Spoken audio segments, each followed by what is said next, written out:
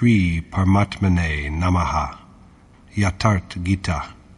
Srimad Bhagavad Gita. Chapter 18. The Yoga of Renunciation. This is the last chapter of the Gita, the first half of which is devoted to the resolution of several questions posed by Arjuna, whereas the latter half is the conclusion which dwells upon the many blessings that flow from this sacred work. Chapter 17 classified and elucidated food, penance, yagya, charity, and faith. In the same context, however, the different forms of renunciation, or sannyas, have yet not been touched upon. What is the motive for whatever man does? Who is the motivator, God or nature? The question was raised earlier, but the present chapter again sheds light on it. Likewise, the subject of the quadratype, or four-part division of men, was broached earlier, but the present chapter again takes it up and closely analyzes its character within the framework of nature. Then, at the end, numerous advantages that ensue from the Gita are illuminated. After having listened to Krishna's categorization of various subjects in the previous chapter, Arjuna now also desires to be enlightened on the different forms of renunciation, sannyas, and relinquishment, tyag.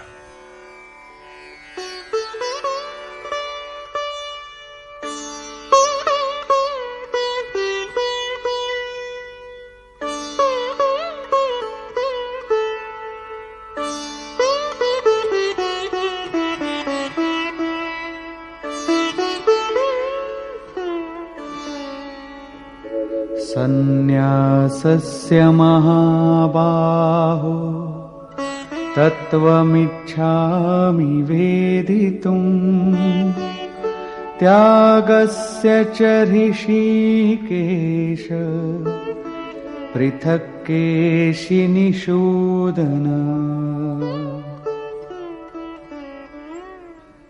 Arjuna said, O the mighty-armed, O Rishikesh, master of the senses and slayer of demons, I am curious to learn the principles of relinquishment and of renunciation. Total abandonment is renunciation, a state in which even will and merits of action cease to be, and prior to which there is only endless giving up of attachment for fulfillment of the spiritual quest. There are two questions here. Arjuna wants to know the essence of renunciation as well as the essence of relinquishment. Thereupon, Yogeshwar Krishna says,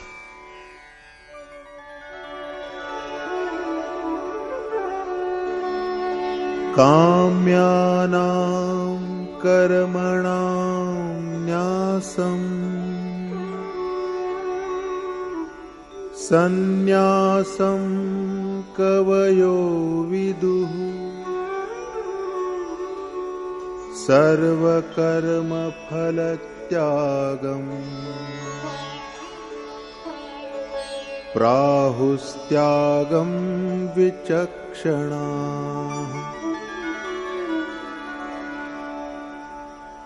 The Lord said, whereas numerous scholars use renunciation for the giving up of coveted deeds, many others of mature judgment use relinquishment to name the abnegation of the fruits of all action.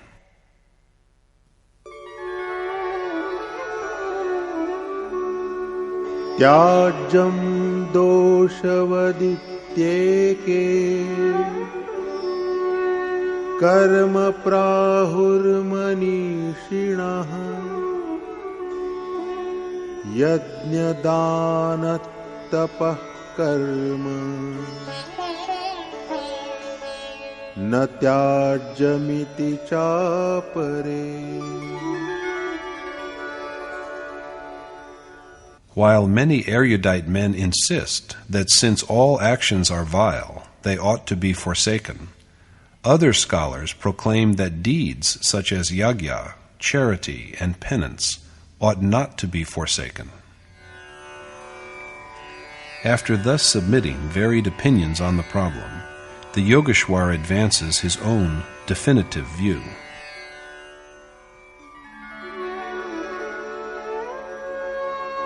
Nishchayam shrinu me tatra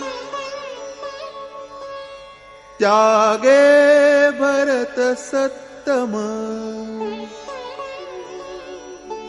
tyago hi purusha vyaghra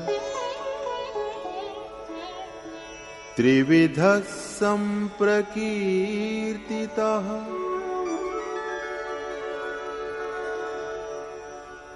Listen, O the best of Bharat, Arjun, to my notion of renunciation, and of how, O you, the unmatched among men, this renunciation is said to be of three kinds.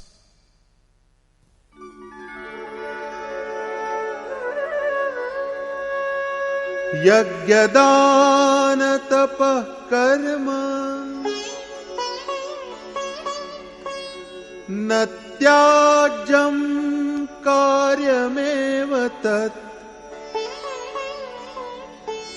yagyo danam tapaschaiva pavanani manishinam.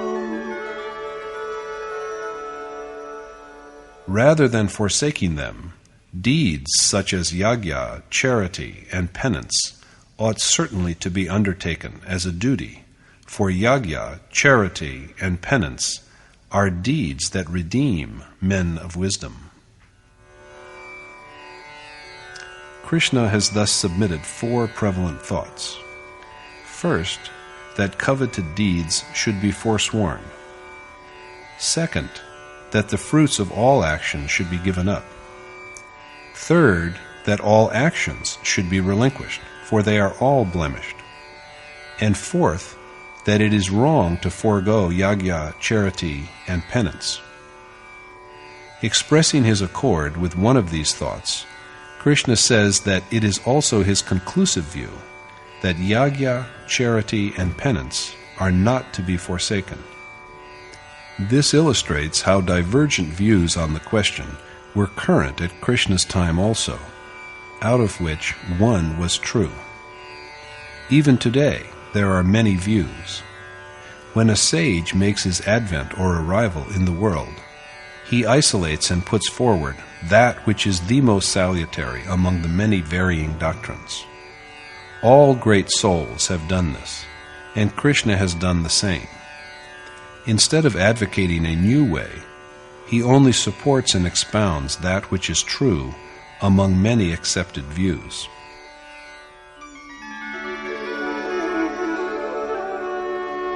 Etānyapi tu karmāni sangam tyaktva phalani ca kartavyānīti me pārtha nishchitam matamuttamam. It is my considered belief, O Parth, that these deeds, as also all others, ought certainly to be accomplished after forsaking attachment and desire for the fruits of labor. Replying to Arjun's question, Krishna then examines relinquishment.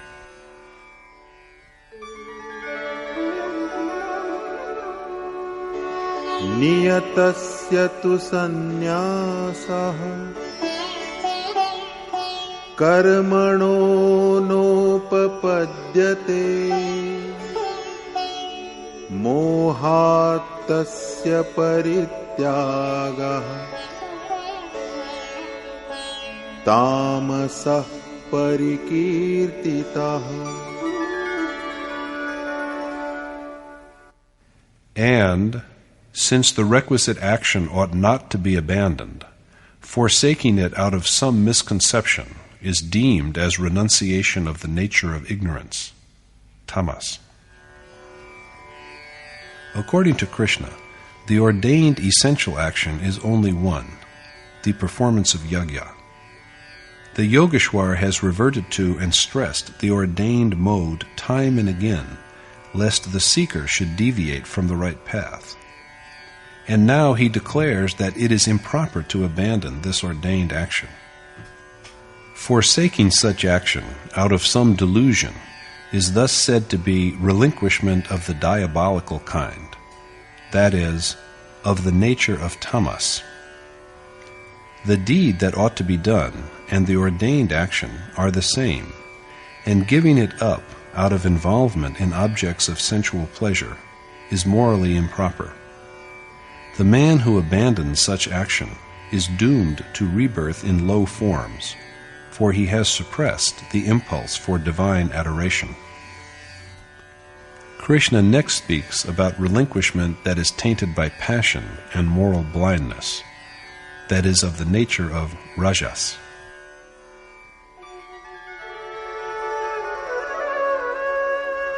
Dukkhamityeva yat karma kaya klesha bhayatyaje sakritva rajasam tyagam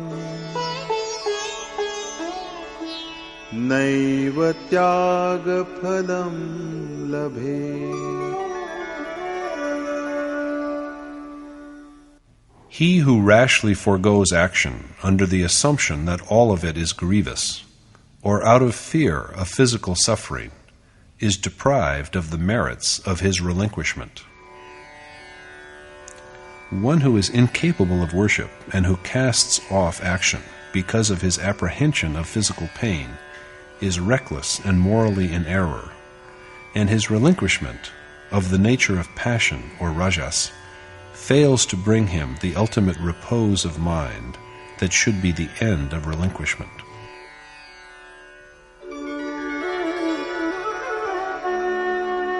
Karyamityeva yat karma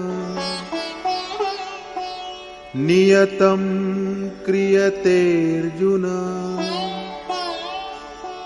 sangam tyaktva phalam chaiva satyagas satviko matah. Only that relinquishment is esteemed righteous, O Arjun, which is ordained and practiced with the conviction that doing it after having forsaken attachment and fruits of labor is a moral commitment. So only the ordained deed is to be done, and all else has to be discarded. However, shall we go on doing it endlessly, or will there be a point when it too is given up? Speaking of this, Krishna now points out the way of relinquishment that is good and worthwhile.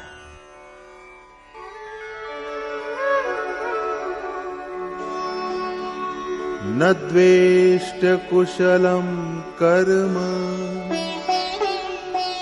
kushalena anushajjate tyagi sattva samavishto medhavi chinna samshayah. Gifted with flawless moral excellence and freedom from doubt, one who neither abhors deeds that are unpropitious, nor is enamored of those that are propitious, is wise and self-denying. Only the action prescribed by Scripture is auspicious, and all that is opposed to it is mere bondage of this mortal world, and therefore inauspicious. The person of equanimity, who neither loathes what is inauspicious, nor is attached to that which is auspicious, because for such a person, even that which had to be done has at last come to an end, is imbued with righteousness, emancipated from doubt, and discerning. So such a person is enabled to disown all. This total relinquishment, coming along with accomplishment, is renunciation. Is there, we might be tempted to ask, any easier way? Krishna categorically denies the possibility.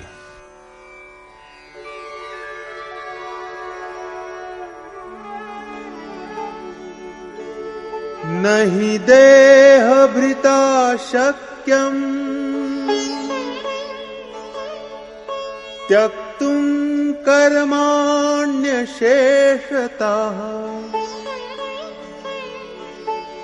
यस्तु कर्मफलत्यागी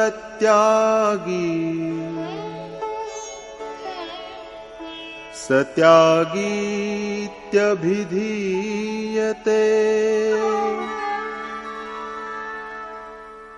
Since the abandonment of all action by an embodied being is impossible, the one who has given up the fruits of action is credited with having practiced relinquishment. Embodied beings does not imply only gross visible bodies. According to Krishna, the three properties of virtue, or sattva, passion, or rajas, and ignorance, or tamas, all born out of nature, imprison the soul within the body. The soul is embodied only so long as these properties remain. So long he will have to pass from one body to another, for the properties that beget the body are still in existence. Since an embodied soul cannot eschew all action, it is said that one who has given up the fruits of action has mastered renunciation. Hence it is that it is imperative to do the prescribed deed and renounce its fruits, so long as the properties that make the body remain. If, on the other hand, actions are undertaken with some desire or the other, they do bear fruits.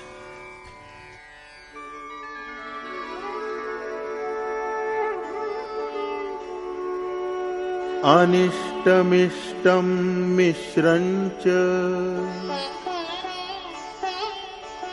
त्रिविधं कर्मणः फलम् भवत्यत्यागिनां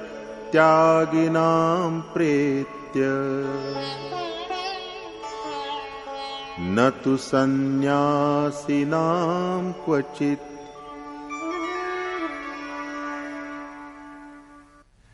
Whereas the triple returns, good, bad, and mixed, of covetous people's actions issue forth even after death, the actions of people who have renounced all do not ever bear any fruits. The deeds of avaricious persons produce consequences that arise even after death. These consequences indeed persist through endless births. But the actions of persons who have relinquished all, of true sannyasi, so called because they have given up all their possessions, do not bear fruits at any time. This is complete renunciation, the highest stage of spiritual seeking. The examination of the outcome of good and bad deeds, and of their ceasing at the point where all desire is annihilated, is thus concluded. Krishna then takes up the causes that effect righteous and unrighteous actions.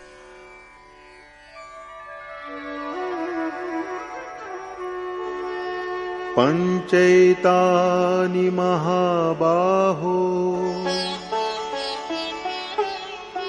karanani nibodha me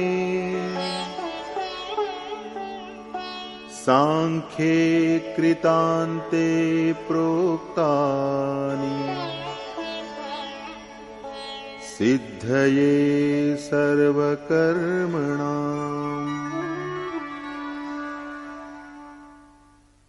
Learn well from me, O the mighty-armed Arjun, the 5 principles that Sankhya acknowledges as accomplishers of all action.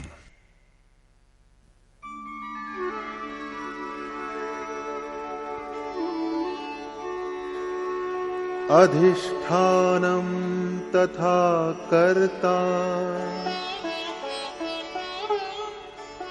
करणं च पृथग्विधम् विविधाश्च पृथक् चेष्टा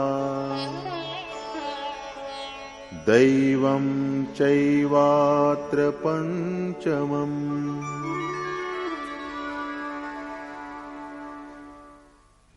In respect of this, there are the prime mover, the several agents, the varied endeavors, the sustaining power, and likewise the fifth means, that is providence.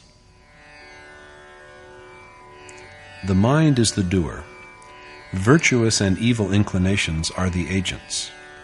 Performance of righteous action demands a predisposition to discernment, non-attachment, tranquility, self-restraint, sacrifice, and constant meditation. But lust, anger, infatuation, aversion, and avarice are the agents that effect unrighteous deeds. There are then the manifold efforts, the endless desires, and the means. That aspiration begins to be fulfilled which is supported by means. And last of all, there is the fifth principle, providence or sanskar, the outcome of all that has happened to the soul in the past. This is borne out by Krishna.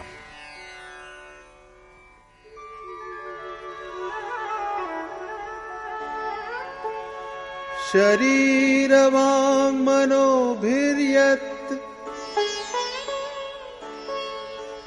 कर्म प्रारभते नरः न्यायं वा विपरीतं वा पञ्चैते तस्य हेतवः.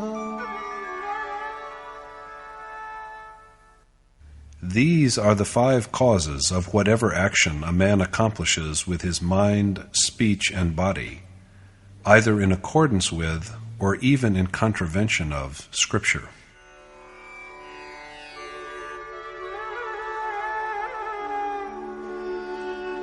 Tatraivam sati kartaram Atmanam kevalam tu yaha Pashyatya krita buddhitvan Nasa pashyati durmatihi. Despite this, however, he who out of his immature judgment views the consummate, detached self as the doer, is dull-minded, and he sees not. As the soul is identical with God, the pronouncement also implies that God does not act. This is the second time that the Yogeshwar has stressed the point. He said in Chapter 5 that God neither acts himself nor impels others to act, nor does he bring about even the association of actions. Then why do we say that everything is done by God? It is only because our minds are clouded by delusion. We just say whatever comes to our mind. However, as Krishna has affirmed, there are five causes of action. Yet the ignorant man, incapable of perceiving the reality, views the lone, godlike soul as the doer. He fails to realize that God does not perform any deed.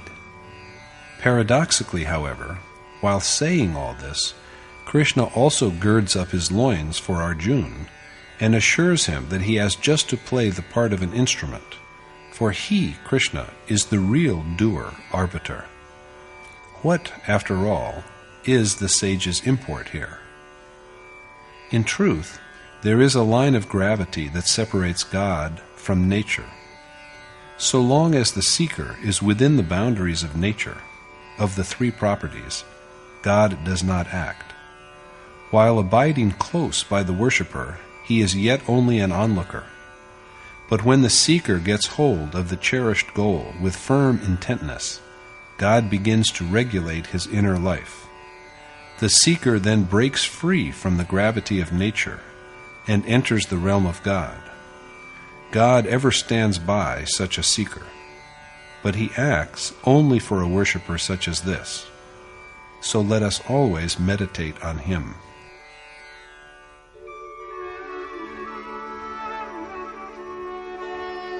यस्य नाहं कृतो भावो बुद्धिर्यस्य न लिप्यते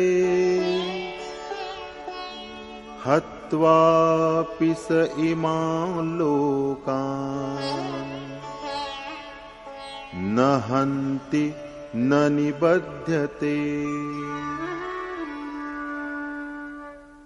Though he may slay, the man who is liberated from conceit and whose mind is unsullied is neither a killer nor bound by his action. Rather than granting license to kill without any fear, this verse signifies that the truly liberated person acts as a mere instrument of the Supreme Spirit. Such a person may sometimes be compelled to do even violent and awesome deeds, like Arjuna, but he undertakes them in a wholly detached and selfless spirit, as well as with the conviction that doing them is his bounden duty. So although such a liberated person slays from the worldly point of view, he does not really slay. In truth, however, one who dwells in constant awareness of God is of necessity disinclined to anything that is evil. Such a person is simply not tempted to destroy, for the world which tempts people to destroy no longer exists for him because of his total renunciation of the aggregate of all his deeds.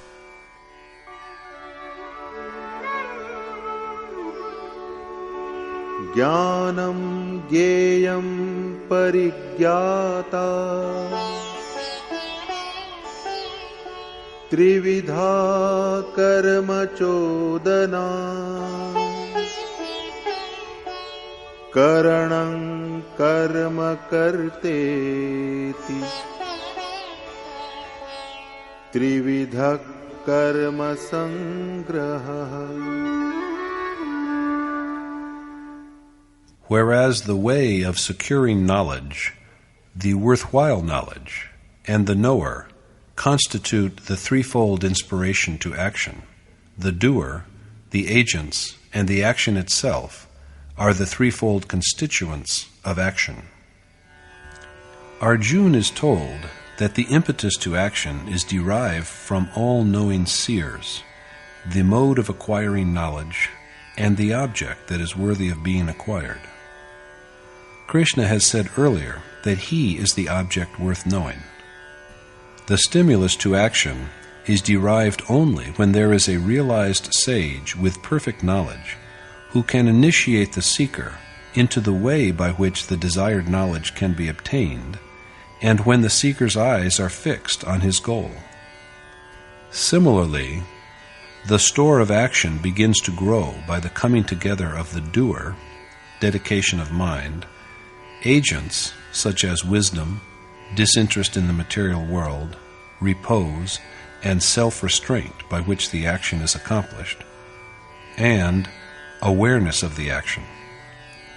It has been pointed out earlier that neither does the undertaking of action by the seeker after accomplishment have any purpose, nor is there any loss even in its abandonment. Yet he engages in action even then for the generation of virtuous powers in the hearts of those who are left behind. This is effected by the confluence of the doer, the agents, and the action itself. Knowledge, action, and the doer are also each of three kinds.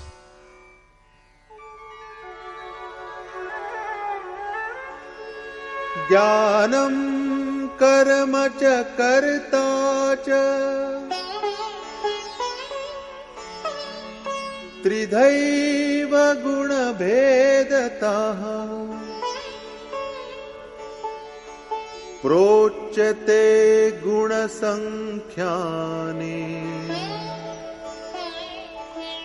यथावच्छृणुतान्यपि.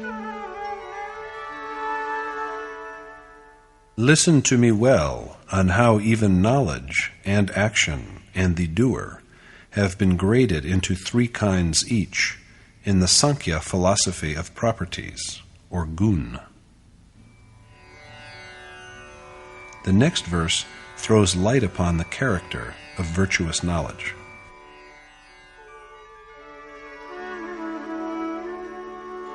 सर्वभूतेषु येनैकम्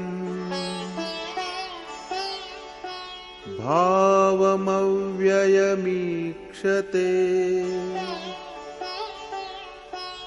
अविभक्तं विभक्तेषु तद्ज्ञानं विद्धि सात्विकम्. O Arjun, you should know that knowledge as immaculate, sattvic, by which one perceives the reality of the indestructible God as an undivided entity in all divided beings.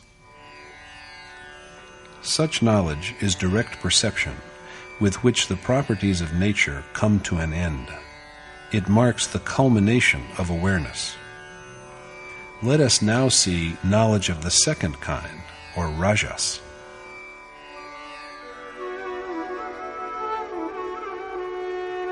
पृथक्त्वेन तु यद्ज्ञानम् नानाभावान् पृथग्विधान् वेत्ति सर्वेषु भूतेषु तज्ज्ञानं विद्धि राजसम्.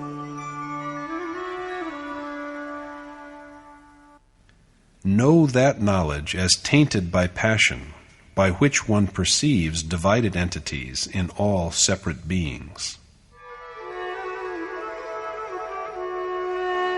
यत्तु कृत्स्नवदेकस्मिन् कार्ये सक्तमहैतुकम् अतत्त्वार्थवदल्पञ्च तत्तामसमुदारितम्.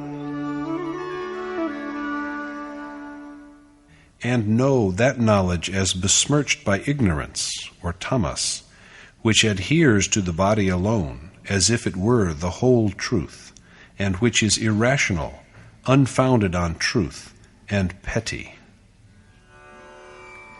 Devoid of wisdom and the required discipline to buttress it, this kind of knowledge, tamas, is worthless, as it takes one away from awareness of God, who is the one and only reality. The following verses then recount the three kinds of action.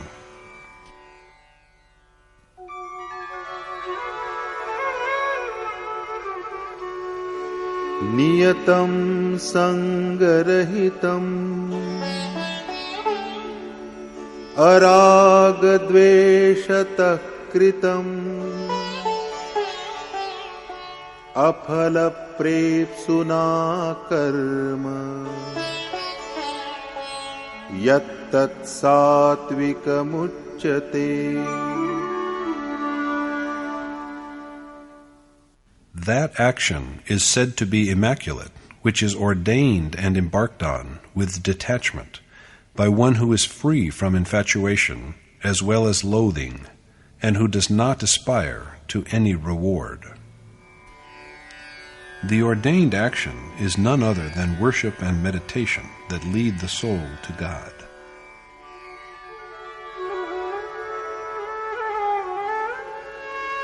यत्तु कामेप्सुना कर्म साहंकारेण वा पुनः क्रियते बहुलायासम् तद्राजसमुदारितम्. And that action is said to be of the nature of passion, which is strenuous and entered upon by one who covets rewards and is egotistic. This seeker also performs the ordained action, but what a great difference is made by the fact that he is desirous of rewards and possessed of vanity. So the action undertaken by him is of the character of moral blindness.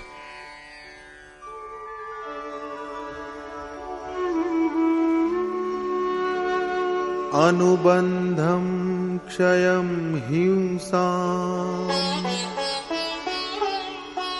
अनवेक्ष्य च पौरुषम् मोहादारभ्यते कर्म यत्तत्तामसमुच्यते. That action is said to be unenlightened, which is taken up out of sheer ignorance and with disregard for outcome, loss to oneself and injury to others, as well as for one's own competence.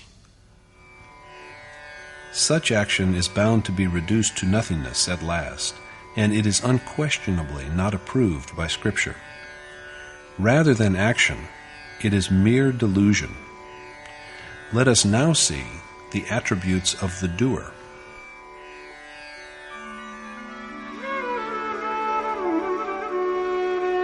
मुक्तसङ्गो नहं वादी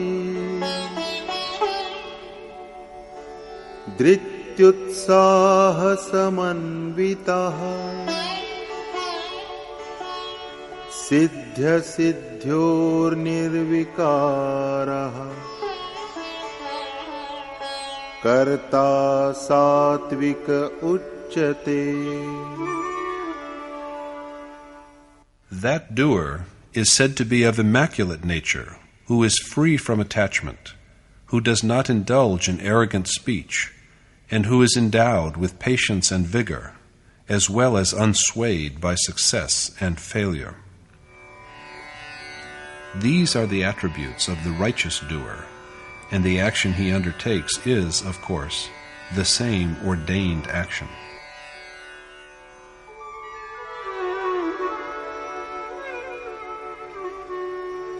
रागी कर्म फल प्रेप्सुः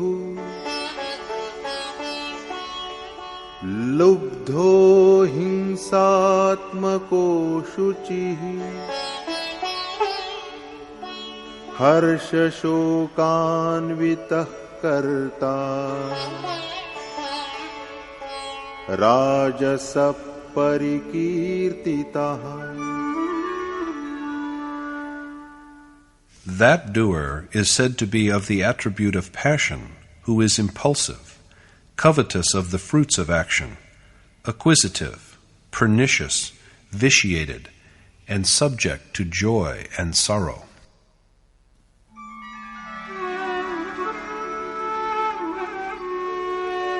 अयुक्तः प्राकृतः स्तब्धः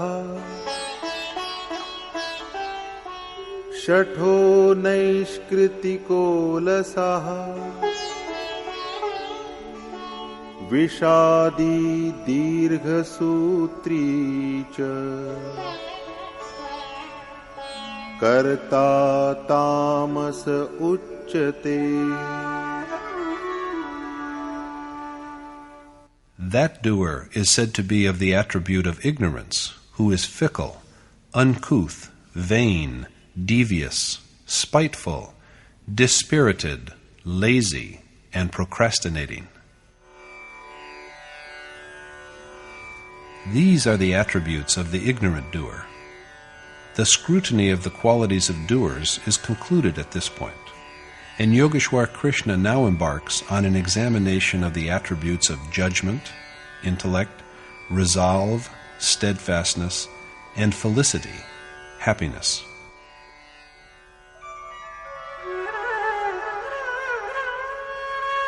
बुद्धेर्भेदं धृतेश्चैव गुणतस्त्रिविधं शृणु प्रोच्यमानमशेषेण पृथक्त्वेन Dhananjay. Listen to me too, O Dhananjay, Arjun, on the threefold classification according to the properties of nature, as I make them exhaustively and respectively, of intellect, steadfastness, and happiness.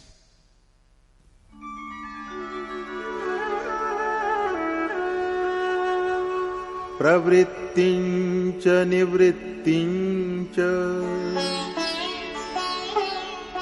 कार्याकार्ये भयाभये बन्धं मोक्षं च या वेत्ति बुद्धिः सा पार्थ सात्विकी. That intellect is immaculate, O Parth, which is aware of the essence, of the way of inclination, as also of renunciation, of worthy and unworthy action, of fear and fearlessness, and of bondage and liberation. In other words, the righteous, morally good intellect is that which is aware of the distinction between the way that leads to God and the way to recurrent birth and death.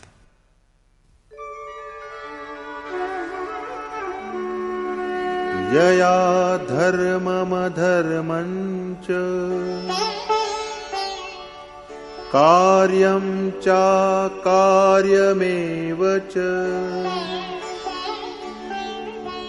अयथावत् प्रजानाति बुद्धिः सा पार्थ राजसी. That intellect is of the nature of passion and moral blindness, O Part, by which one cannot even know the righteous and the unrighteous, as well as what is worthy or unworthy of being done.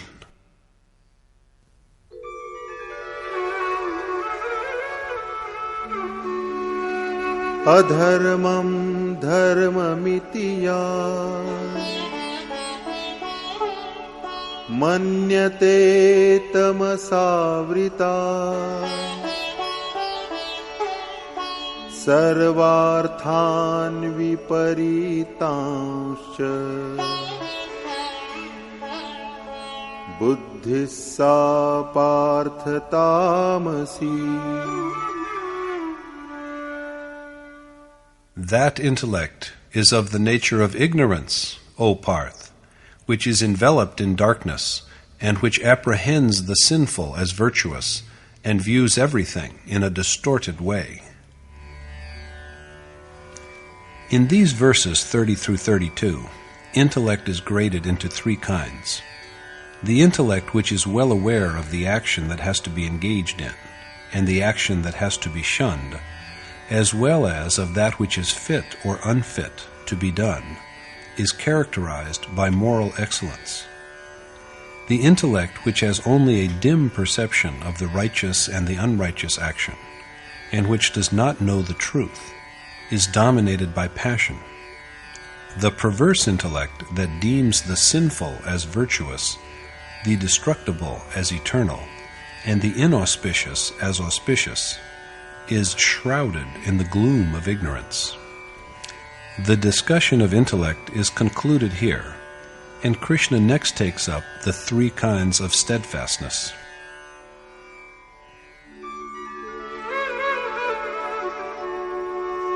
धृत्यायया धारयते मनः प्राणेन्द्रियक्रियाः योगेनाव्यभिचारिण्या धृतिः सा पार्थ सात्विकी. That resolute steadfastness by which, O Parth, one governs through the practice of yoga, operations of the mind, the life breaths, and the senses, is immaculate. Yoga is the process of meditation, whereas the coming into mind of any impulse other than the impulse to such contemplation is moral transgression. Straying of the mind is deviation from the path of virtue. The unwavering resolution with which a man rules over his mind, breath, and senses is therefore of the nature of goodness. Directing the mind, the vital breaths, and the senses towards the desired goal is the morally excellent fortitude.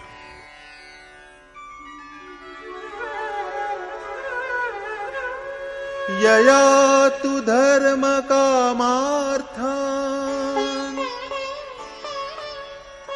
धृत्या धारयतेऽर्जुन प्रसंगेन फलाकांक्षी धृतिः सा पार्थ राजसी. That steadfastness, O Parth, by which the avaricious man holds fast and acquisitively to obligations, wealth, and pleasure, is of the nature of passion and moral blindness. Firmness of will in this case is concerned primarily with the discharging of one's worldly duties, acquisition of wealth, and sensual pleasure, the three primary objects of material life, rather than with final liberation. The final end may be the same, but in this case the seeker aspires to fruits and desires something in return for his labor.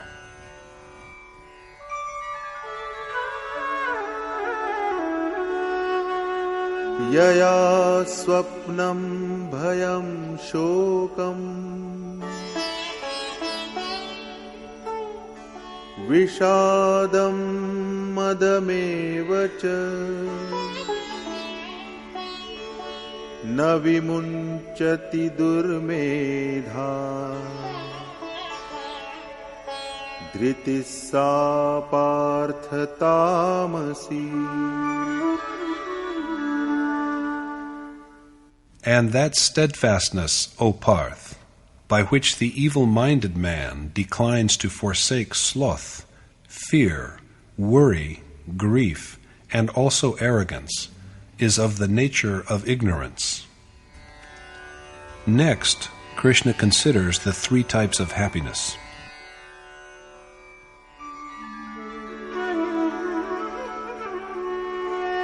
सुखं त्विदानीं त्रिविधम् शृणु मे भरतर्षभ अभ्यासाद्रमते यत्र दुःखान्तं च निगच्छति. Now listen to me, O the best of Bharat, Arjuna, on how even happiness, which one comes to dwell in by practice, and thus achieve the cessation of griefs, is also of three kinds. This happiness is that which the seeker attains to by spiritual discipline. He achieves it by concentrating his mind on the cherished goal, and this happiness is therefore a destroyer of griefs.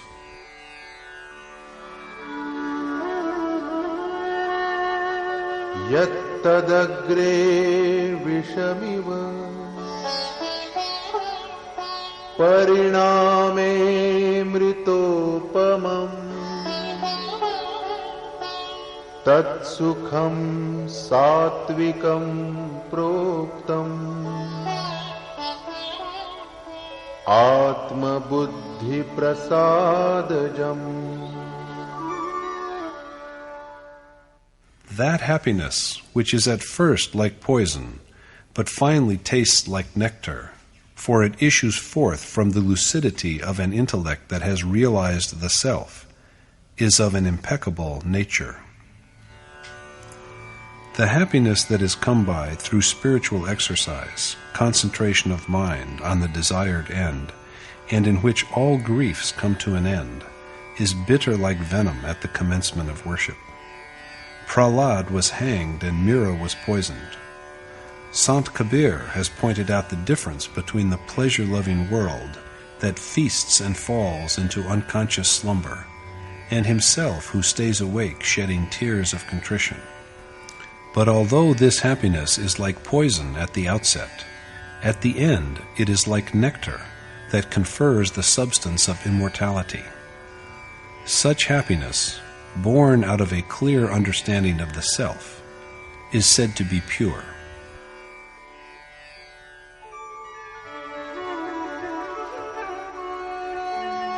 विषयेन्द्रिय संयोगात्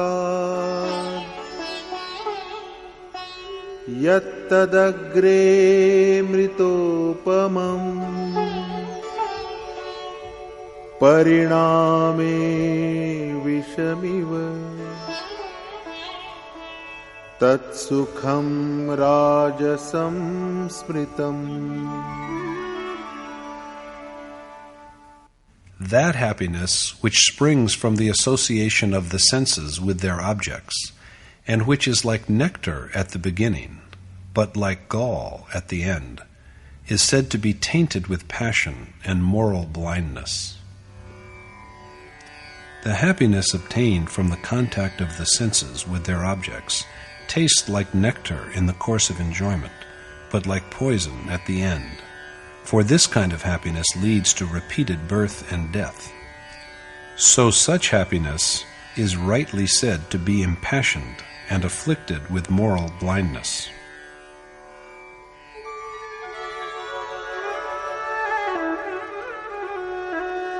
यदग्रे चानुबन्धे च सुखं मोहनमात्मनः निद्रालस्य प्रमादोत्थम् तत्तामसमुदाहृतम्. That happiness which both initially and finally beguiles the self, and which arises from slumber, lethargy, and negligence, is said to be of the nature of ignorance.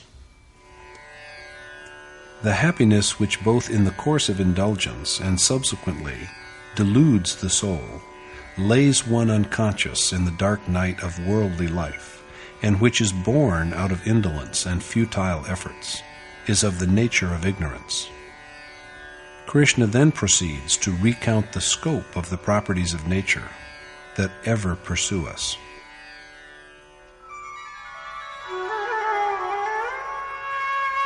न तदस्ति पृथिव्यां वा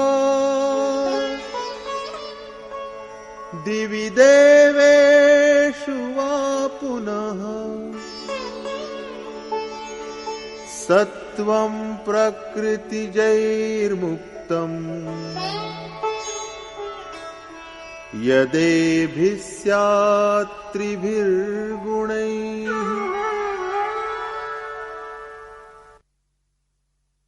There is no being, either on earth or among the dwellers of heaven, who is entirely free from the three properties born of nature. All beings, right from Brahma at the top to worms and insects at the lowest, are transient, mortal, and under the sway of the three properties, sattva, rajas, and tamas. Even heavenly beings, including the various external gods, are subject to the malady of these properties. Here, Yogeshwar Krishna has taken up the subject of external gods for the fourth time. That is, gods were spoken of in chapters 7, 9, and 17. All the statements so far made by Krishna imply that the gods are influenced by the three properties of nature. Those who worship such gods, in reality, worship that which is perishable and impermanent. In the third section of Srimad Bhagavat, while describing the meeting of 9 Yogeshwars with the exalted sage Shukra, during the discourses, the sage Shukra said that for love between male and female, the Lord Shankar and his consort Parvati, for sound health, the Ashwani Kumars, the celestial physician twins, for victory, the Lord Indra, Lord God of heaven, and for material riches, Kuber, God protector of wealth. These external gods are to be worshipped. Similarly, talking of various desires at the end, he gave the verdict that for fulfillment of all desires and for salvation, one shall worship the Lord Narayan alone. Therefore, one shall remember and call to mind the Omnipresent One, and for such accomplishment, the only available means is to take refuge in an accomplished teacher, asking sincere questions and rendering service. The devilish and divine treasures are two traits of the inner realm, out of which the divine treasures enable one to have the great vision of the Supreme Being. Hence, they are called divine, but yet are within the influence of the three properties of nature. When the three properties of nature are pacified, the seeker also shall experience that absolute peace within. After this, that immortal yogi shall have no more duties left to perform. The question of the organization of men into 4 classes, or varna, that was initiated much earlier, is now reintroduced. Is one's class determined by birth, or is it the name of the inner ability gained from one's action?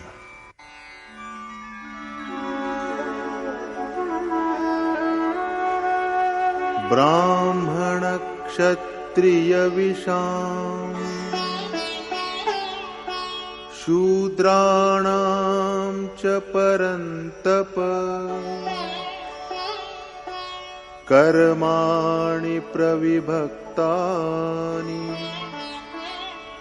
Swabhava Prabhavair Gunai.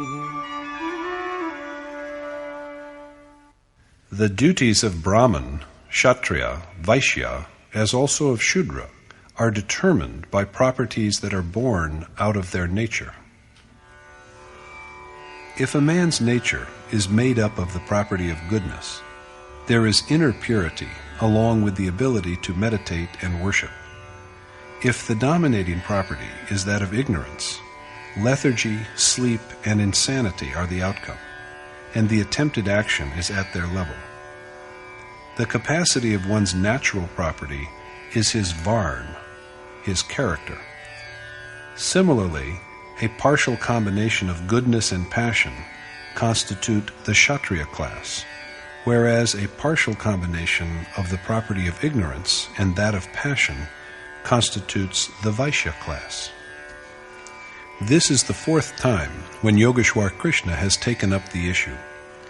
He named Kshatriya in chapter 2 and said that there is nothing more propitious for a Kshatriya than a righteous war, in verse 31. In chapter 3, he said that although inferior in merit, one's own natural calling, dharma, is the best, and even meeting with death while upholding it results in good, whereas an obligation or duty other than one's own, even though well observed, generates nothing but fear and dread, in verse 35.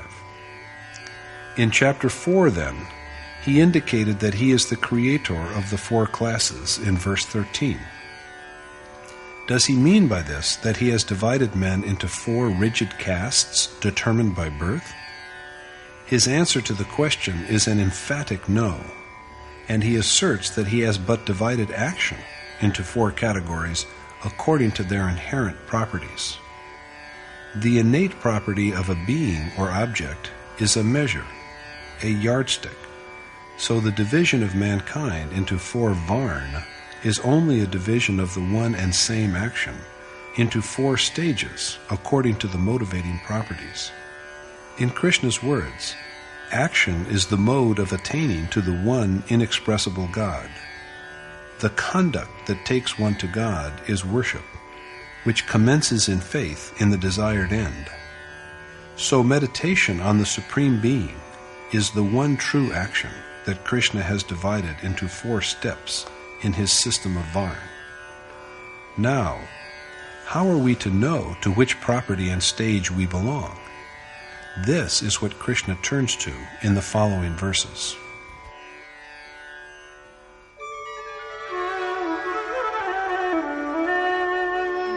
Shamodamastapashaucham Kshantirarjavamevacha Jnanam Vijnanamastikam Brahma Karma Swabhavajam. Self-restraint, subduing of the senses, innocence, continence, mercy, uprightness, piety, true knowledge, and direct perception of divinity are the Brahman's province, born out of his nature. Restraining the mind, curbing the senses, flawless purity, mortification of mind, speech, and body to mold them in tune with the cherished goal, forgiveness, all-pervading righteousness, staunch faith in the one aimed at goal, consciousness of the Supreme Being, the awakening in the realm of the heart of the exhortations coming from God, and the ability to act according to them, are all a Brahman's obligations that arise from his own nature. It might be said, therefore, that the seeker is a Brahman when all these merits are present in him, and the commenced action is an integral part of his nature.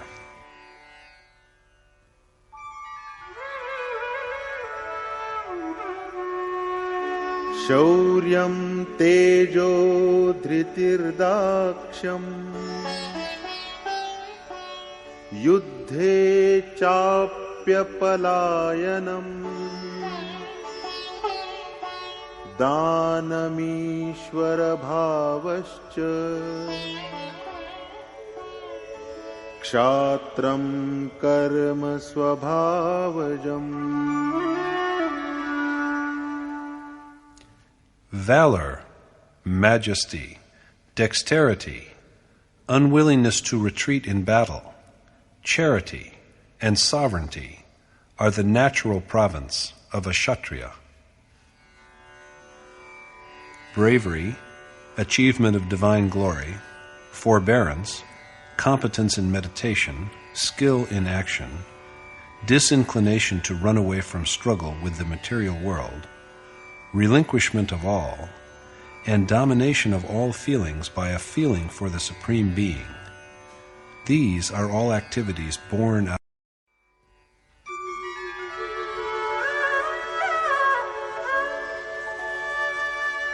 Krishi Gaurakshavanijam Vaishyakarma Swabhavajam Paricharyatmakam Karma Shudrasyapi Swabhavajam. farming, protection of cows, the senses, and commerce are the natural province of a Vaishya, whereas rendering service is the natural calling of a Shudra. Agriculture, rearing of cattle, and commerce are duties in keeping with the nature of a Vaishya. Why only preservation of cows? Should we slaughter buffaloes? Is it wrong to keep goats? There is nothing at all like all of this. In the ancient Vedic text, the word go or cow, was used to refer to the senses. So protection of, quote, cows here means care of the senses. The senses are protected by discernment, non-attachment, restraint, and steadfastness. They are, on the other hand, riven and rendered feeble by lust, wrath, avarice, and attachment. Spiritual acquisition is the only true wealth. This is our one true asset, and once it has been earned, it stays on with us forever. Gradual amassing of this wealth in the course of our struggle with the world of matter or nature is trade. The acquisition of knowledge, which is the most precious of all riches, is commerce. And what is meant by the word farming? The body is like a piece of earth. The seeds which are sown in it sprout in the form of sanskar, the merits of action, the force that is built up by all the actions in previous lives. Arjuna is told that the seed, the initial impulse of selfless action, is never destroyed.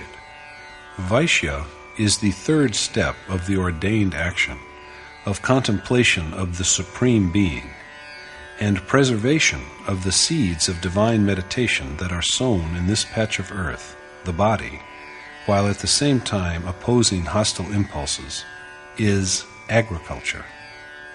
As Goswami Tulsidas has said, whereas the wise husbandman farms well and with care, they who are of deficient wisdom are insensible and arrogant.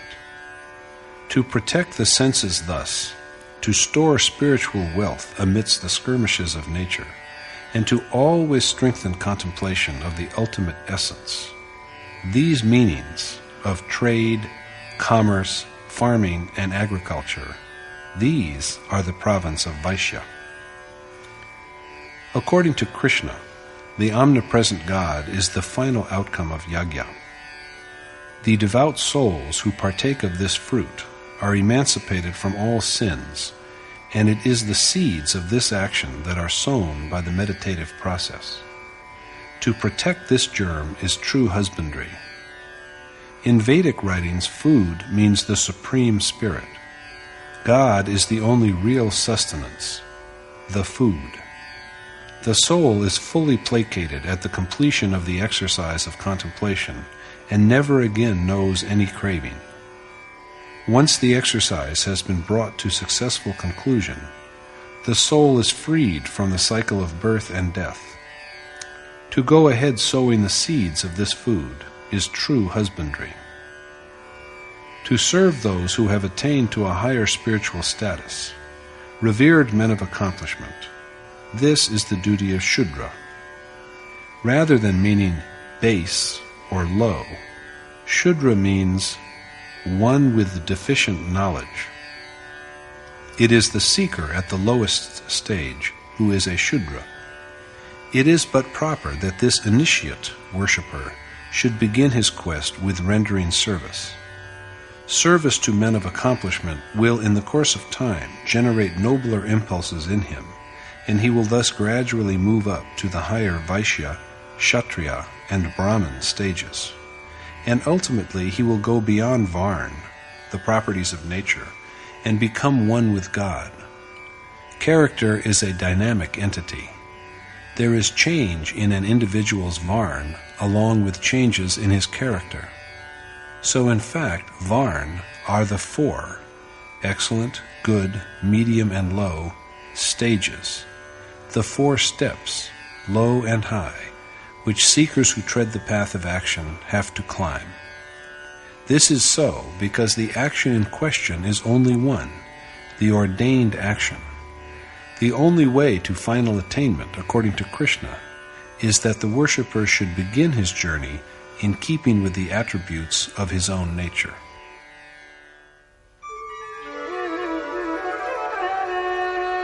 स्वे स्वे कर्मण्यभिरतः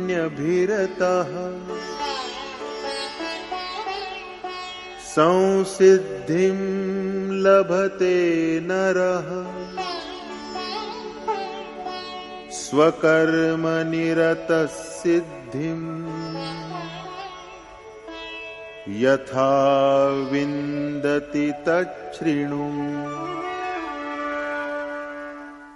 Commitment to his own inborn duty brings man to the ultimate accomplishment, and you should listen to me on how a man achieves perfection through dedication to his innate calling. The perfection that is ultimately achieved is realization of God. Krishna told Arjuna earlier also that he would reach this final goal by engaging in action, the real prescribed action.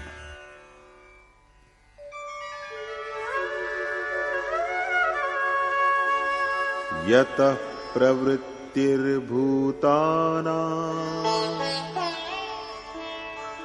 येन सर्वमिदं ततं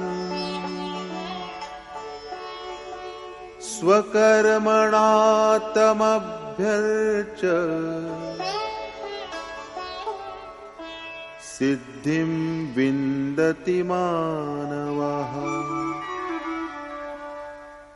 By adoration of that God who has created all beings and who pervades the whole universe, through the undertaking of his natural calling, man attains to final accomplishment. The seeker achieves final consummation through performance of his native duties. It is therefore essential that he should constantly keep his mind fixed on God, adore him, and proceed on his way step by step. Instead of making any gain, a junior student even loses whatever he has if he sits in a senior class. So the law is that one should climb step by step.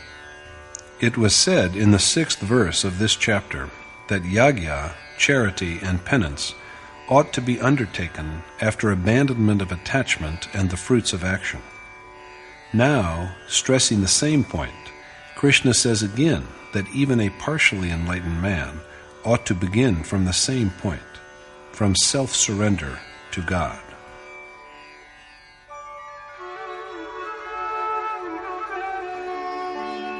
श्रेयान् स्वधर्मो विगुणः परधर्मात् स्वनुष्ठितात् स्वभावनियतं कर्म कुर्वन्नाप्नोति किल्बिषम्. Even though unmeritorious, one's own native calling is superior to the office of others, for a man carrying out his natural obligation does not bring sin upon himself. Although inferior, one's own obligation is better than even the well-performed duties of others. A man absorbed in performing a task that is determined by his own nature does not incur sin insofar as he is not subjected to the endless cycle of entrances and exits, of birth and death. It is quite often that worshippers begin to feel disenchanted with the service they are rendering. They look at the more accomplished seekers who are absorbed in meditation and grow envious of the honor that is accorded them because of their merits. So novices at once fall to imitating. According to Krishna, however, imitation or envy can be of no avail. The final accomplishment is only by dedication to one's own native calling, not by its abandonment.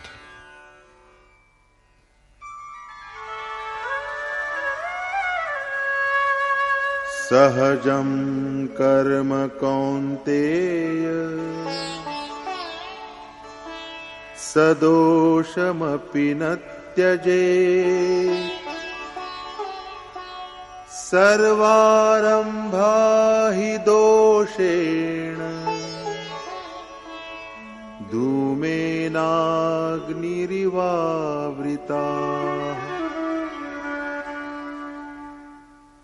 One's innate duty ought not to be forsaken, O son of Kunti, even if it is blemished, because all actions are impaired by some flaw or the other, as fire is shrouded by smoke.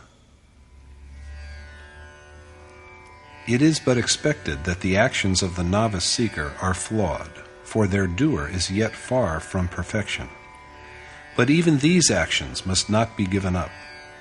Moreover, there is no action that is unimpeachable, and action has to be undertaken even by one who belongs to the Brahmin class. Imperfections, the obscuring pall of nature, are there until there is steady devotion. They come to an end only when the action natural to a Brahmin is dissipated in God. But what are the attributes of the accomplisher at the point where action is no longer of any avail?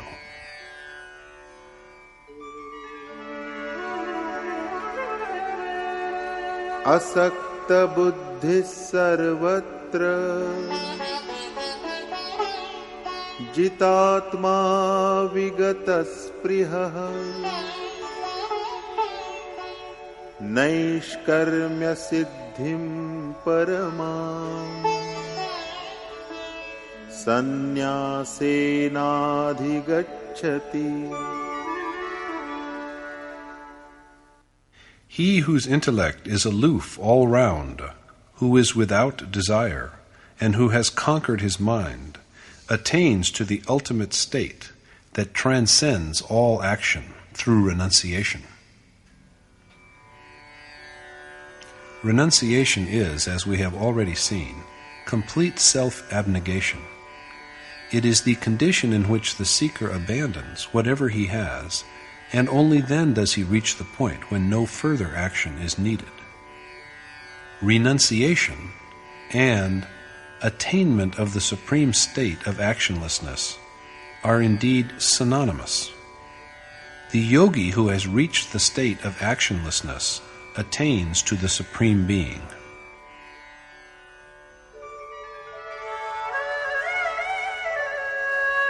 siddhim prapto yatha brahma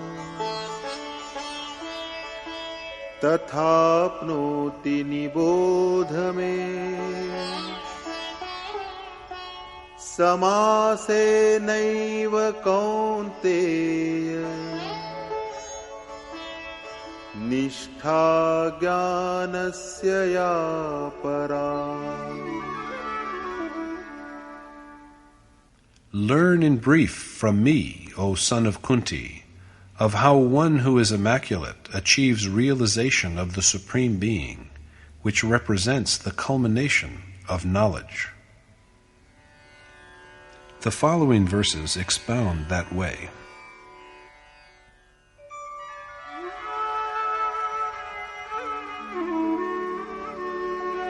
Buddhya vishuddhaya yukto dhrityatmanam niyamya cha shabdadin vishayam styaktva ragadveshau vyudasya cha. Blessed with a pure intellect, firmly in command of the self, with objects of sensual gratification like sound forsaken, with both fondness and revulsion destroyed. Vivikta sevi lagvashi yatavakaya manasaha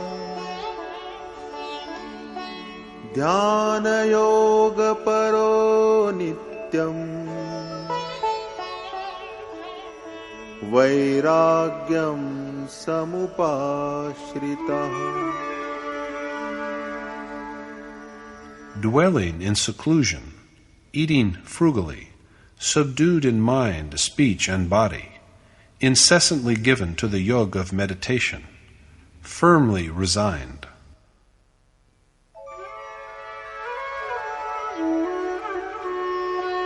Ahankaram balam darpam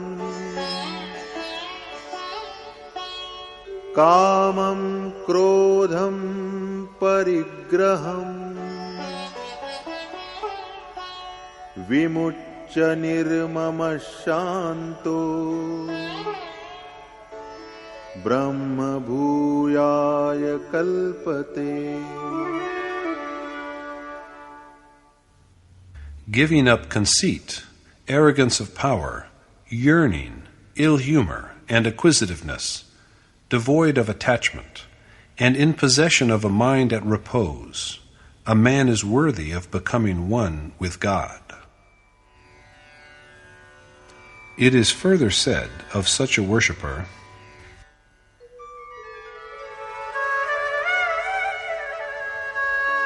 Brahma bhuta prasannatma na shochati na kankshati samasarveshu bhuteshu madbhaktim labhate param. In this serene tempered man, who views all beings equally, who abides intently in the Supreme Being, neither grieving over nor hankering after anything, there is fostered a faith in me that transcends all else. Now faith is at the stage where an outcome can ensue from it, namely, in the form of God realization.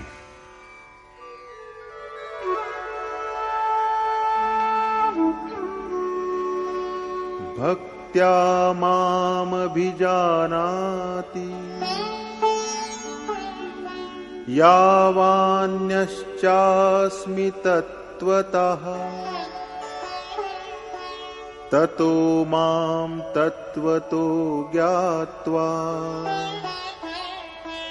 vishate tadanantaram. Through his transcendental faith, he knows my essence well, what my reach is, and having thus known my essence, he is at once united with me. The Supreme Being is perceived at the moment of attainment, and no sooner has this perception come about than the worshipper finds his own soul blessed with the attributes of God himself, that his soul is, like God, indestructible, immortal, eternal, ineffable, and universal. When the maladies of vanity, brute power, lust, wrath, arrogance, and infatuation that force one down into the ravines of nature are rendered feeble, and virtues such as discernment, non-attachment, self-restraint, firmness of will, abiding in solitude, and meditation that lead one to God are fully developed and active, the seeker is equipped to be united with the Supreme Being. It is this ability that is called transcendental faith, and it is by this that the worshipper comes to apprehend the ultimate reality. He then knows what God is, and, knowing his divine glories, he is at once merged with him. Putting it differently, Brahm, reality, God, the Supreme Spirit, and the Self are all substitutes for each other.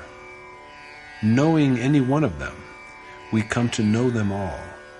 This is the final accomplishment, the final liberation, the final goal. So the Gita is unambiguous in its view that in both the way of knowledge or discernment, or the way of renunciation, and the way of selfless action, the ordained deed, meditation, has to be entered upon and accomplished for the attainment of the supreme state of actionlessness. The importance of worship and meditation for the worshipper who has renounced all has been stressed so far. And now, by introducing the idea of devotion, the same is said for the yogi who undertakes selfless action.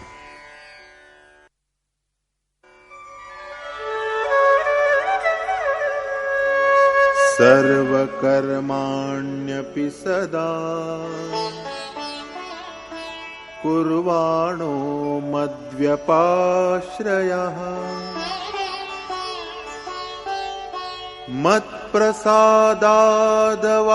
मत्प्रसादादवाप्नोति शाश्वतं पदमव्ययम्. Although engaged in action wholeheartedly, one who finds refuge in me achieves the everlasting, indestructible, final bliss. The deed to be performed is the same, the ordained action, the exercise of yajna, and to gain it, there must be self-surrender.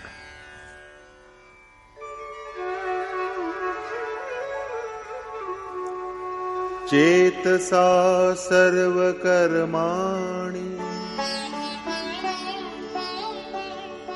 मयि सन्न्यस्य मत्परः बुद्धियोगमुपाश्रित्य मच्चित्तः सततं भव. Earnestly resigning all your deeds to me, finding shelter in me, and embracing the yoga of knowledge, you should ever fix your mind on me.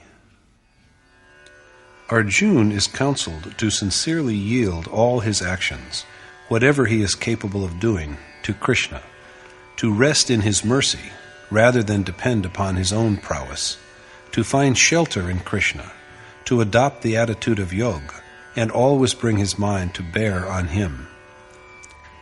Yoga means completion, unity, that which brings griefs to an end and provides access to God.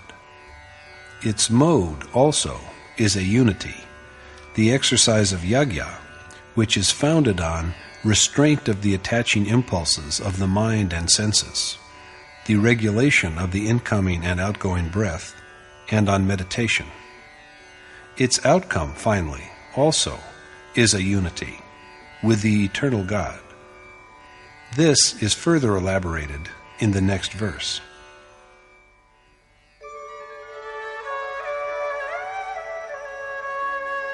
मच्चित्तः सर्वदुर्गाणि मत्प्रसादात् तरिष्यसि अथ चेत्त्वमहङ्कारान् न श्रोष्यसि विनङ्क्ष्यसि. Ever resting on me, you will be saved from all afflictions and gain deliverance, but you shall be destroyed if out of arrogance you do not pay heed to my words. Thus, always focusing his mind on Krishna, Arjuna will conquer the citadels of the mind and the senses. As Goswami Tulsidas has put it, even celestial beings seated at the portals of these forts obstinately keep the shutters ajar as the breezes of carnal pleasure blow in. The mind and the senses at the core are the impregnable redoubts, but Arjuna can storm them by aiming his thoughts at God alone. On the other hand, however, he shall be undone and deprived of the ultimate good if out of vanity he does not pay heed to Krishna's words. This point is now reaffirmed. यदहङ्कारमाश्रित्य न योत्स्य इति मन्यसे मिथ्यैष व्यवसायस्ते प्रकृतिस्त्वां नियोक्ष्यति. Your egotistic resolve not to fight is surely mistaken, for your nature will compel you to take up arms in the war.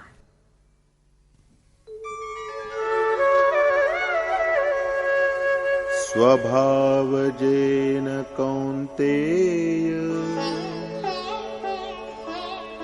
निबद्धस्वेन कर्मणा कर्तुं नेच्छसि यन्मोहात् करिष्यस्य वशोऽपि तत्. Bound by your natural calling, even against your resolve, O son of Kunti, you will have to undertake the deed you are reluctant to do because of your self-deception. Arjuna's innate disinclination to retreat from the battle with nature will compel him to set upon the task before him. The subject is concluded with this, and Krishna next speaks on the dwelling of God. ईश्वरः सर्वभूतानां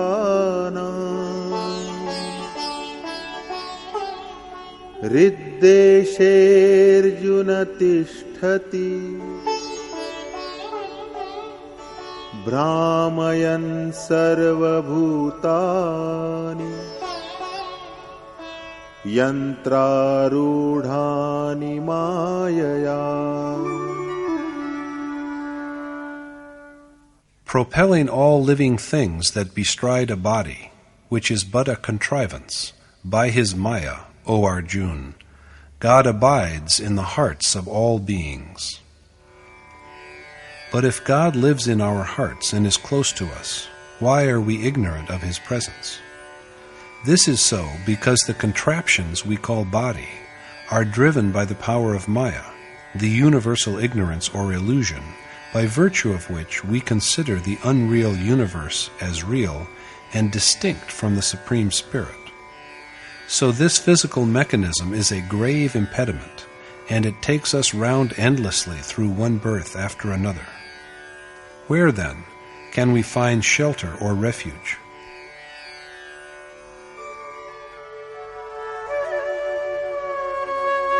तमेव शरणं गच्छ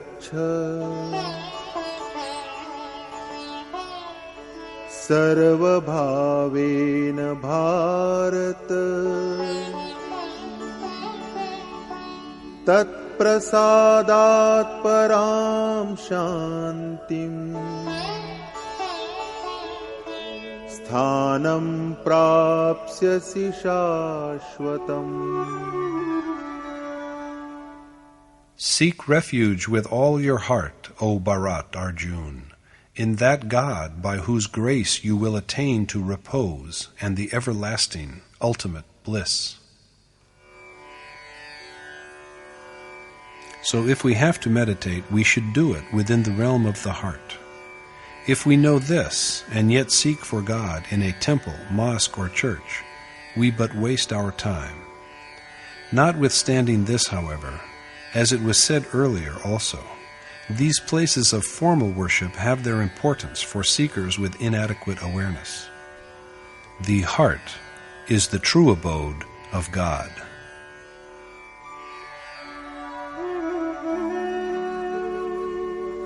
इति ते ज्ञानमाख्यातम्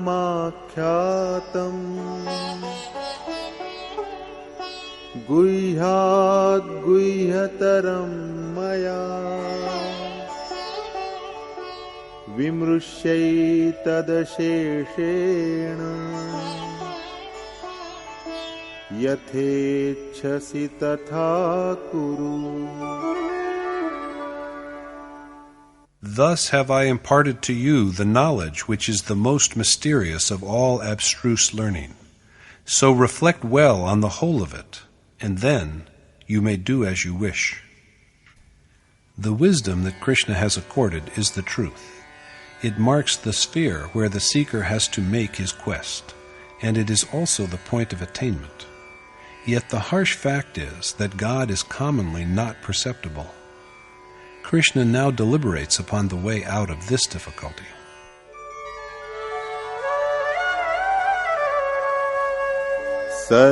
सर्वगुह्यतमं भूयः शृणु मे परमं वचः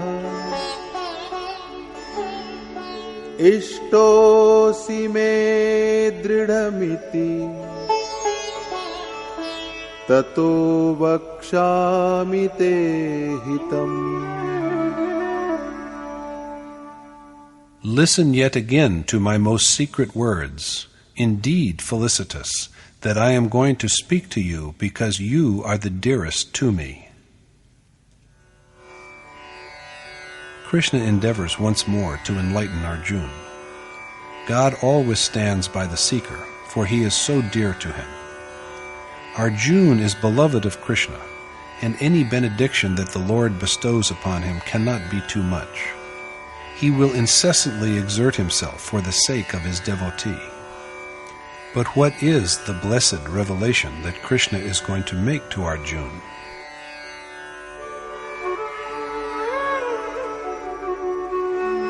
मन्मना भव मद्भक्तो मद्याजी मां नमस्कुरु मामे वैश्यसि सत्यन्ते प्रतिजाने प्रियोऽसि मे. I give you my sincere pledge, because you are so dear to me, that you must attain to me if you keep me in mind, adore me, worship me, and bow in obeisance to me. Arjuna was exhorted earlier to seek refuge in the God that dwells in the realm of the heart, and now he is prompted to find shelter under Krishna. He is also told that in order to find this sanctuary, he has to listen again to the Lord's most esoteric words. Does not Krishna intend to communicate by this that finding shelter under a noble teacher-preceptor is indispensable for the seeker who has taken to the spiritual path? Krishna, himself a Yogeshwar, then enlightens Arjuna on the way of true self-surrender.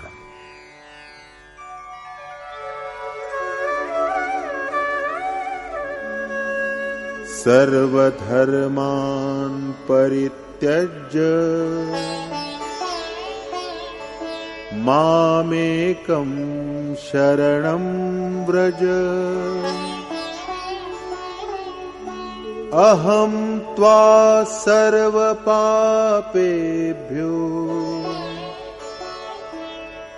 मोक्षयिष्यामि मा शुचः.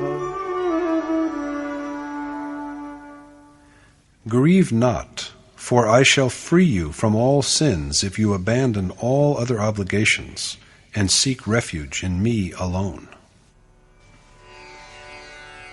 Arjuna is counseled that he has to rid himself of concern about what category of doer he is, whether Brahmin or Kshatriya or Vaishya or Shudra, and look for shelter under Krishna alone.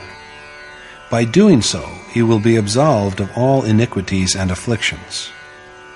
The accomplished teacher-preceptor takes it upon himself to effect the gradual elevation of the pupil to ever more refined spiritual states and his release from all sins, if, instead of worrying about his position on the path of action, the pupil single-mindedly seeks refuge in his mentor and looks up to no one else but his accomplished teacher-preceptor. All sages have said the same. When a holy writing is rendered, it may appear that it is for all, but it is truly secret teaching. Secret undoubtedly because it is permitted only to those who are spiritually equipped to study and profit by it. Arjuna is such a deserving pupil, and so it is that Krishna instructs him so earnestly. Now Krishna himself elaborates the merits of the worthy pupil.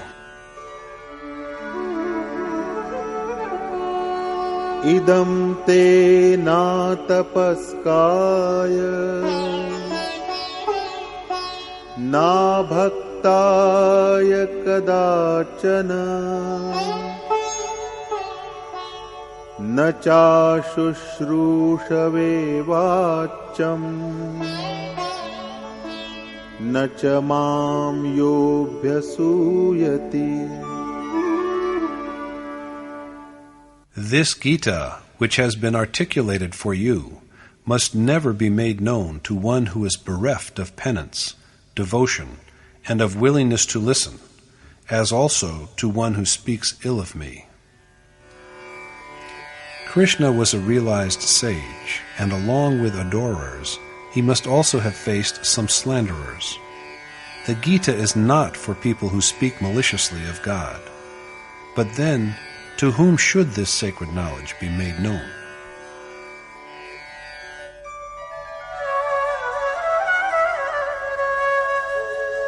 Ya imam paramam guhyam madbhakteshvabhidhasyati bhaktim mai param kritva mame vaishyatya samshayah. The one who, with firm devotion to me, imparts this most secret teaching to my worshippers, will doubtlessly attain to me. And then Krishna speaks about the one who disseminates the sacred knowledge.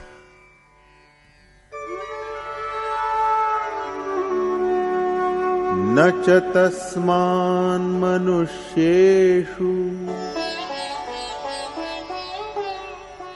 kaschin me priyakrittamah bhavitana cha me tasman anyah priyataro bhuvi. Neither is there among mankind any doer who is dearer to me than this man, nor will there be any in the world who is dearer to me than him. The man who enlightens Krishna's devotees, souls who adhere to the Lord, is the most beloved of him, because he is the only source of benediction, the only highway that leads one to God.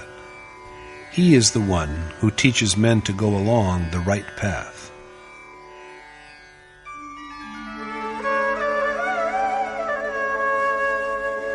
Adhyeshyate chaya imam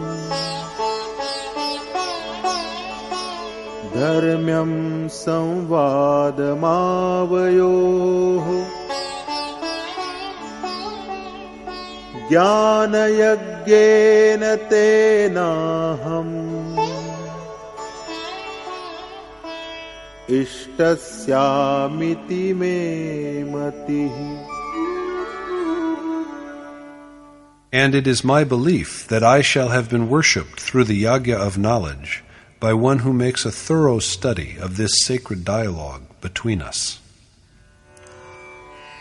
The yagya of knowledge is that the outcome of which is wisdom. The nature of this wisdom has been elaborated earlier. This wisdom is the awareness that is acquired along with direct perception of God. And it is with such wisdom, such awareness, that the dedicated and industrious disciple of the Gita will adore Krishna. This is something of which the Lord is firmly assured.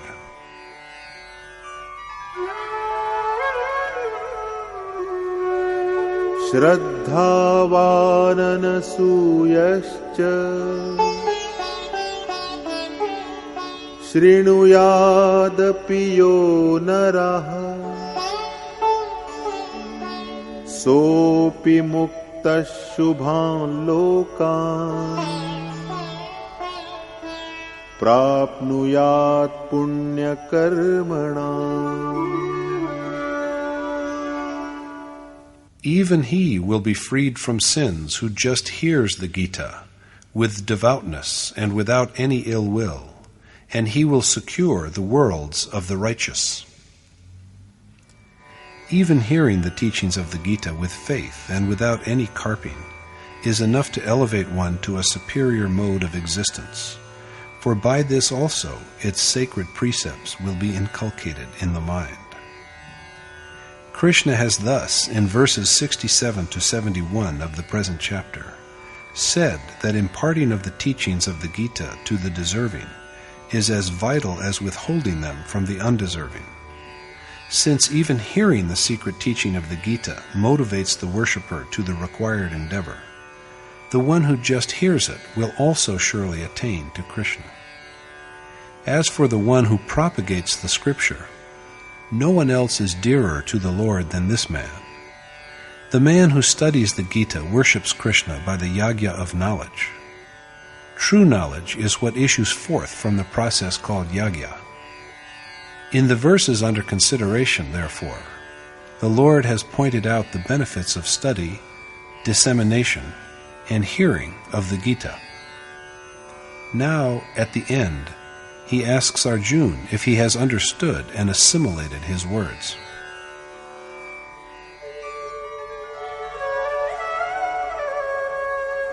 Kachide tachrutam partha tvayaiकाग्रेण चेतसा कच्चिदज्ञानसम्मोहः प्रणष्टस्ते धनञ्जय.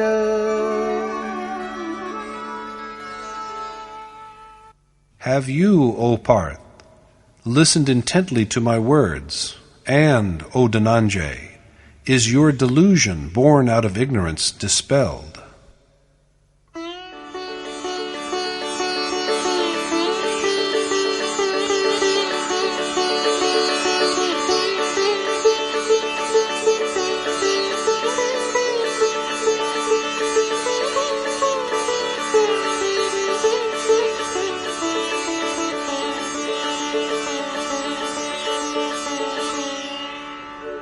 नष्टो मोहः स्मृतिर्लब्धा त्वत्प्रसादान्मयाच्युत स्थितोऽस्मि गतसन्देहः करिष्ये वचनं तव.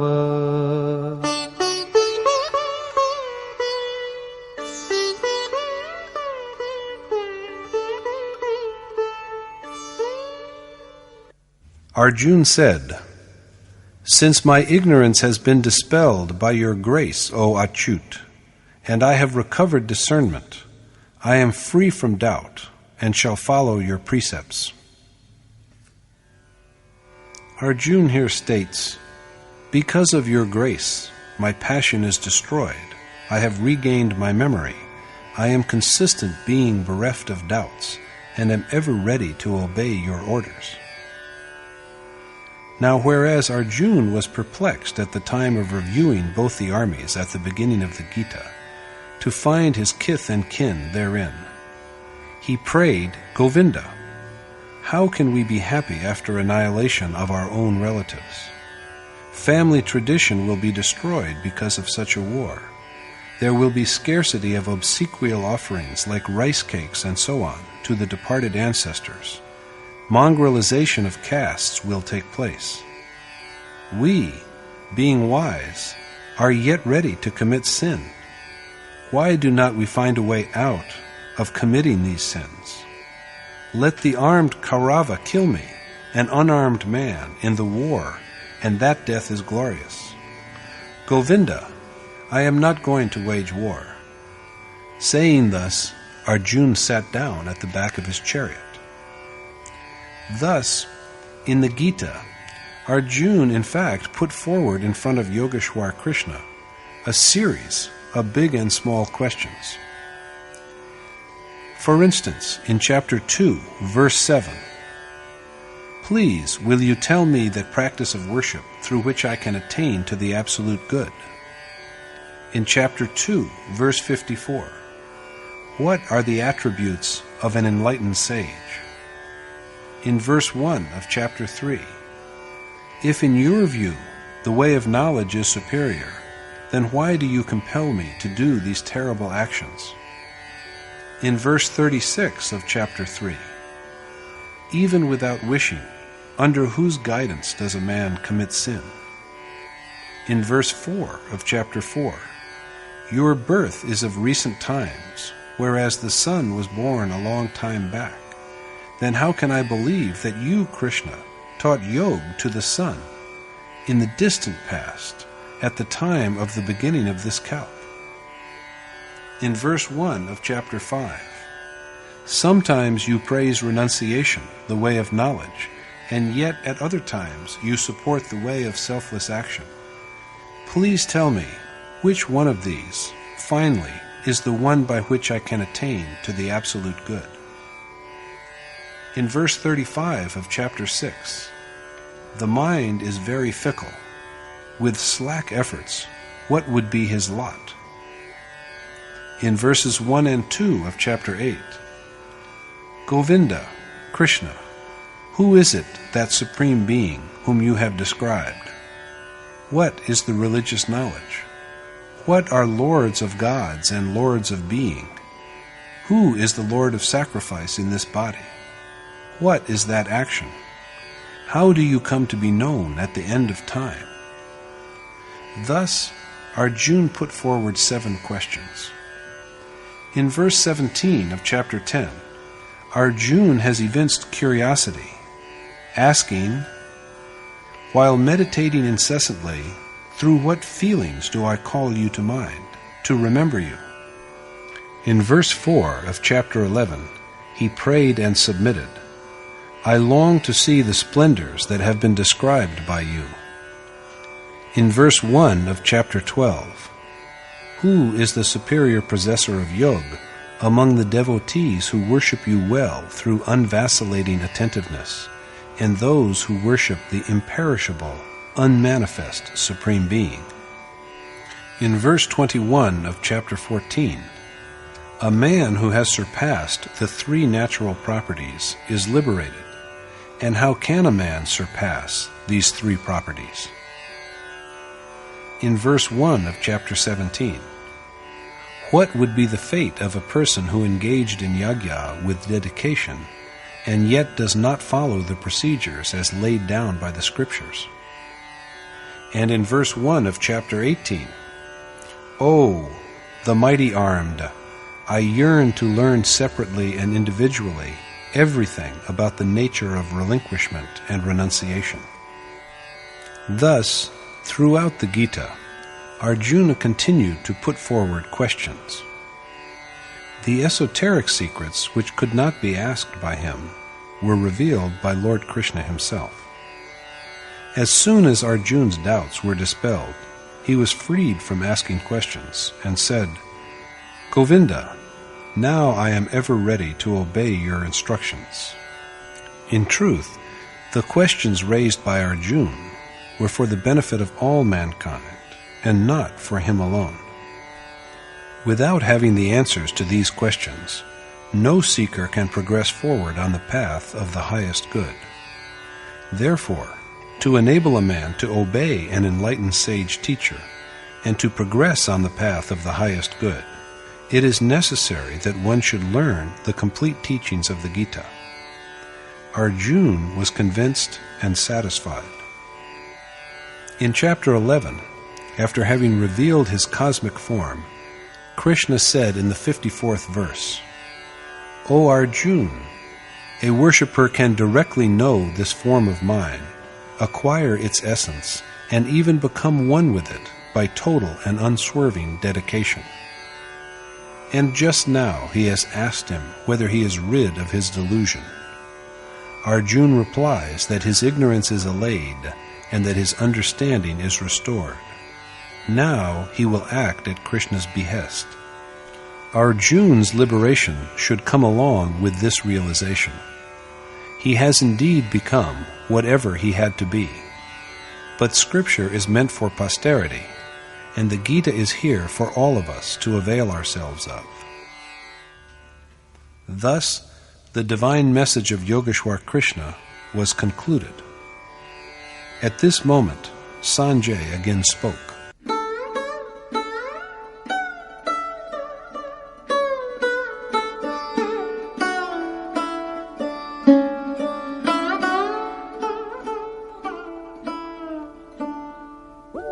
इत्यहं वासुदेवस्य पार्थस्य च महात्मनः संवादमिममश्रौषम् अद्भुतं रोमहर्षणम्.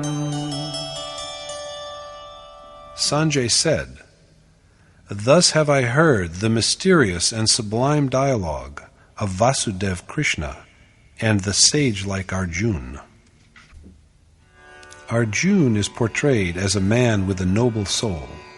He is a yogi, a seeker, a sage rather than an archer set to kill. But how has Sanjay been enabled to hear the dialogue between Krishna and the saintly Arjuna?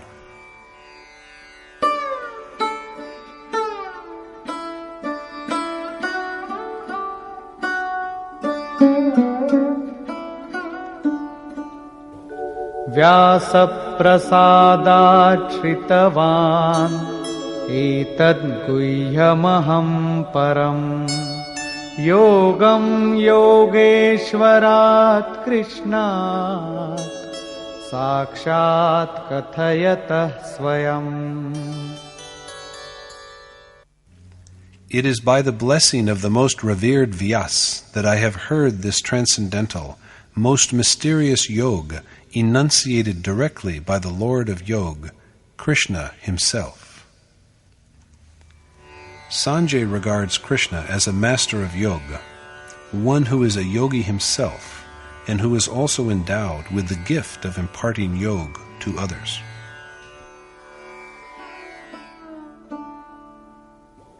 Rajan samsmritya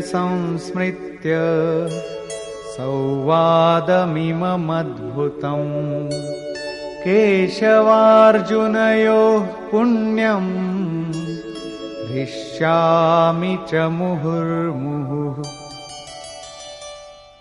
The recollection of the felicitous and marvelous colloquy between Keshav Krishna and Arjuna transports me, O King Dhritarashtra, to sublime joy, time after time. We too can experience Sanjay's bliss if we remember the sacred dialogue with perfect contentment. Sanjay then recalls the Lord's miraculous bearing and speaks of it.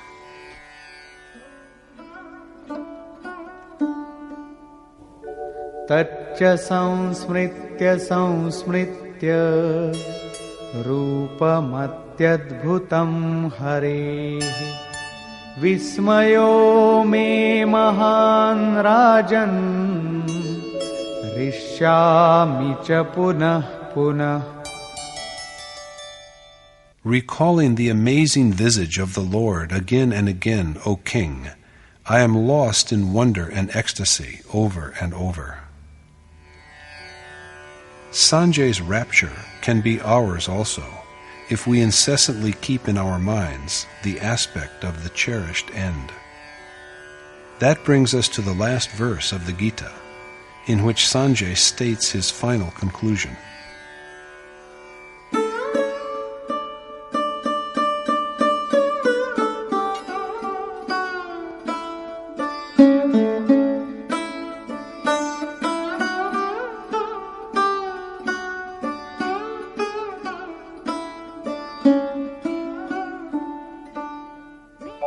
यत्र योगेश्वरः कृष्णो यत्र पार्थो धनुर्धरः तत्र श्रीर्विजयो भूतिः Dhruva नीतिर्मतिर्मम.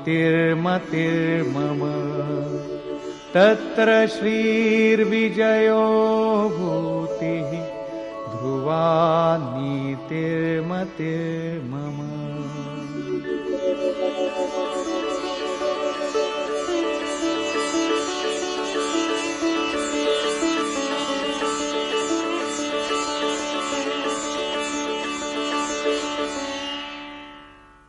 Good fortune, conquest, splendor, and steadfast wisdom abide wherever are Lord Krishna and the noble archer Arjuna.